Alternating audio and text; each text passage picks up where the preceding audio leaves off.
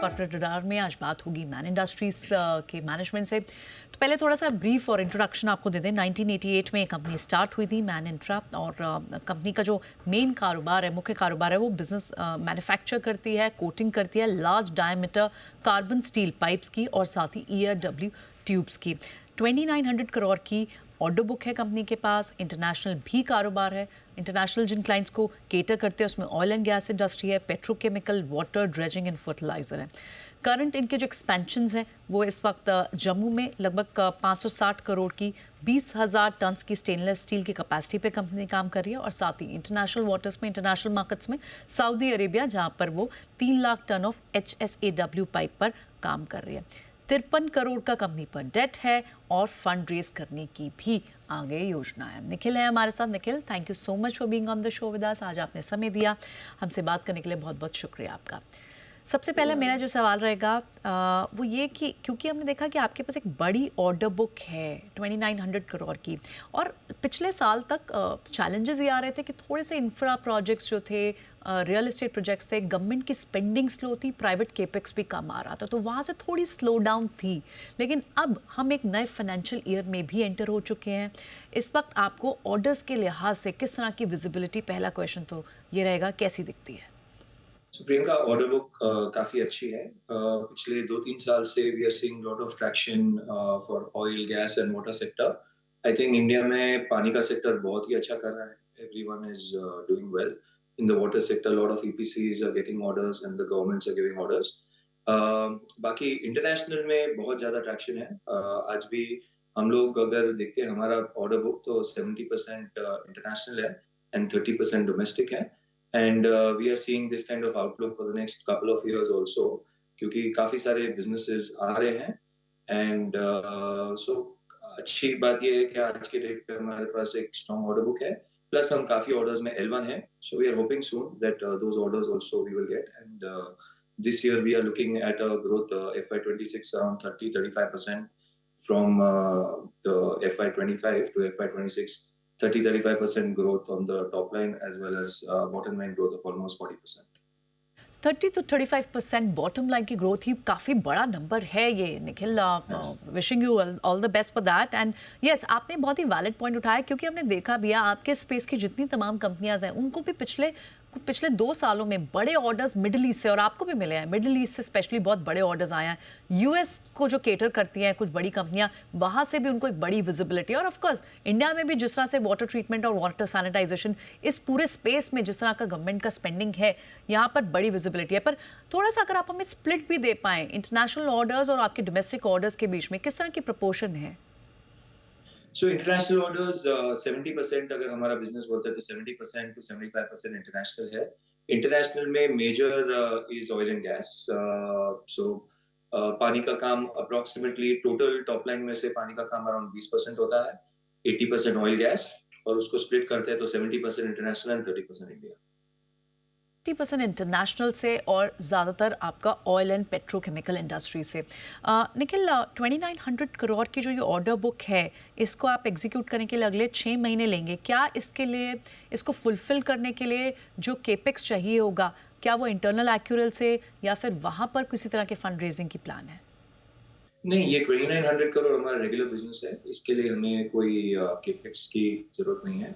The capex which is ongoing है हमारा जो सऊदी का और जम्मू का, उसी के लिए हम लोग केपेक्स का जो प्लान चल रहा है एंड फंड रेज भी उसी के लिए कर रहे हैं। जो एग्जिस्टिंग प्रोजेक्ट है उसके लिए we don't need to do any capex.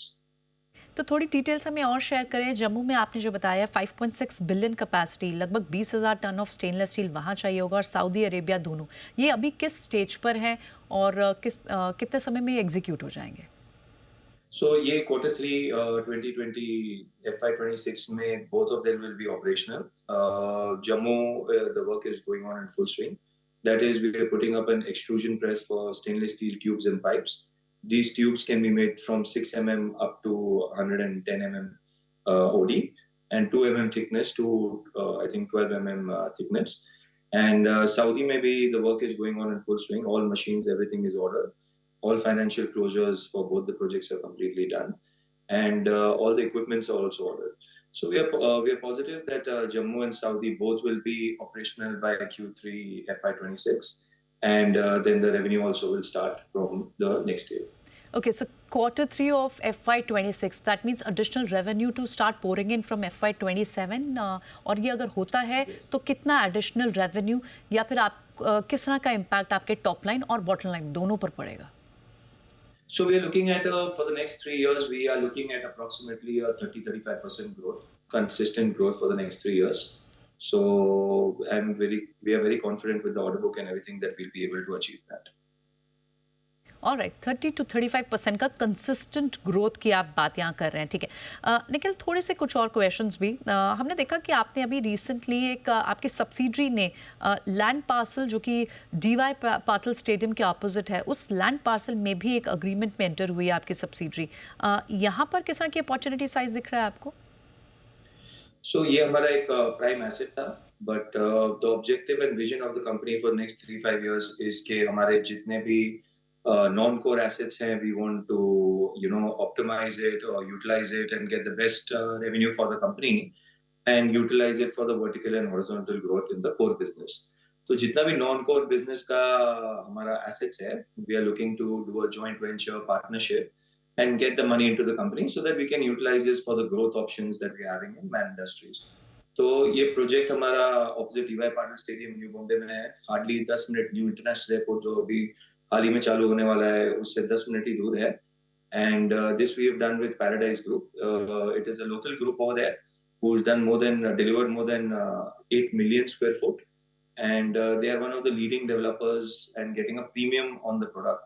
So it was a win-win situation, and this has been going on since a long time. And finally, we were able to conclude it and get the revenues for the company. Okay, because the way you mention कि आपका exposure काफ़ी international markets में Saudi से है, क्या आपका exposure US में भी है? और जिस तरह की ओवरऑल बात हो रही है यूएस, हालांकि आपकी इंडस्ट्री को बहुत ज़्यादा इम्पैक्ट नहीं पड़ता, पर अगर यूएस से रेसिप्रोकल टैरिफ्स लगते हैं और अगर आपका एक्सपोजर है तो क्या आप पे इम्पैक्ट पड़ता है किसी तरह का? प्रियंका जी, हमारे ऊपर तो यूएस का एक्चुअली एम्बार्गो बहुत साल से चल रहा है, unfortunately for the large diameter API pipes. May be ये 25% होने से it will be benefit that we may be able to supply again in the US. US is a closed market. They are again saying that you make in US and supply in US. So with the current embargo, they might be benefit to us, definitely not harming us for sure. Okay, तो ये आपको impact positively करता है क्योंकि आप एम्बार्गोड हैं उनके साथ और एक रेगुलर क्लाइंट है। तो कितना, अगर आपके एक्सपोर्ट्स के स्प्लिट को हम समझना चाहें तो उसमें कितना परसेंट कंट्रीब्यूशन यूएस से आता है और कितना मिडल ईस्ट से आता है? नहीं, हमारा एक्सपोर्ट में major is far east and middle east, MENA region. These are the two regions. US not so much. Like I said, there was a 100% duty on API large diameter pipes. So in fact, if that is getting revised now with the tariff, then it will be better for us that we might be able to supply some pipes to the US. So in the last 4-5 years, we've not done any work in the US because of the duty being very high. Okay, और अब क्योंकि नया financial year भी start हुआ है FY26 का, domestic market को अगर आप देखें, बड़ा कंट्रीब्यूशन आपका एक्सपोर्ट से ज़रूर है, लेकिन अगर आप डोमेस्टिक कंट्रीब्यूशन देखें specially on the front of the government orders, वहाँ से किस तरह की विजिबिलिटी आपको इस साल के लिए दिखती है?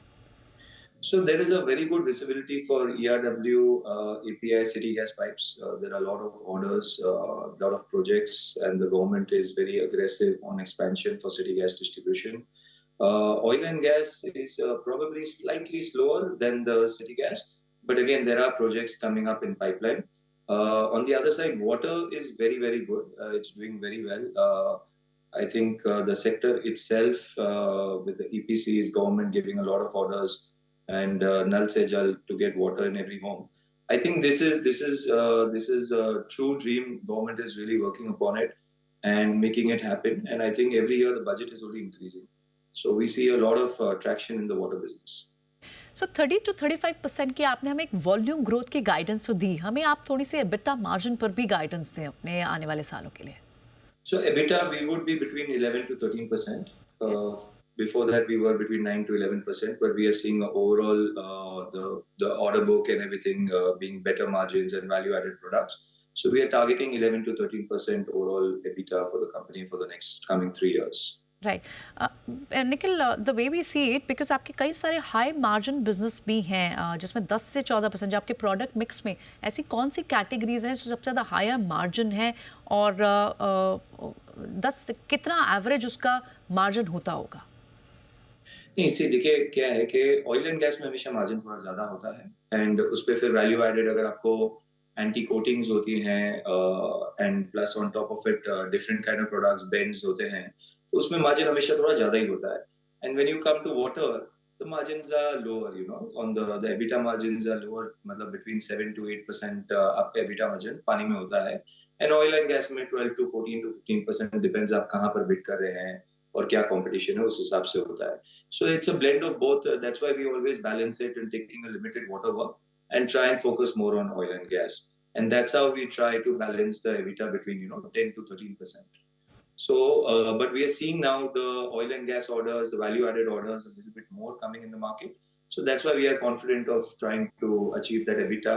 Plus, also working on value additions in our own company and how to save and make the bottom line even stronger.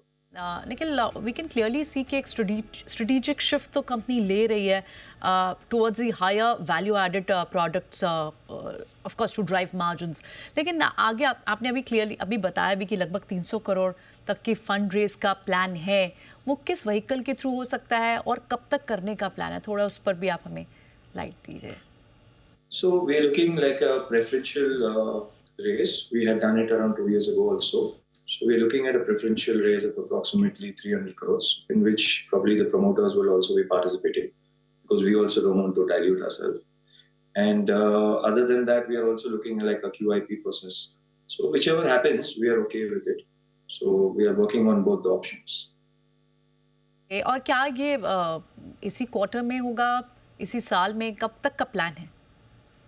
Yeah, it should be in the next couple of quarters.